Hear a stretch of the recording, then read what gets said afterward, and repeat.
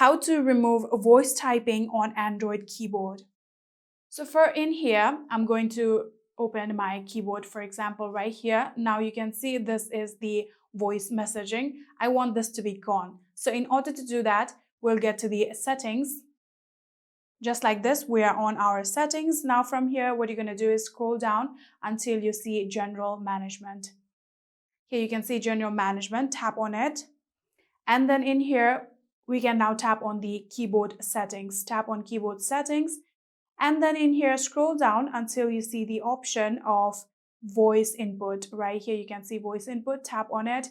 And then currently, Samsung voice input or Google voice typing would be selected on your phone. Simply tap on none. And just like that, we are good to go. Now we're going to go back. Again, I'm going to show you, open your keyboard, and you can see the voice typing is no more in here. And that is it. I hope this video was helpful to you guys. If it was, please do not forget to hit that subscribe button and like our video.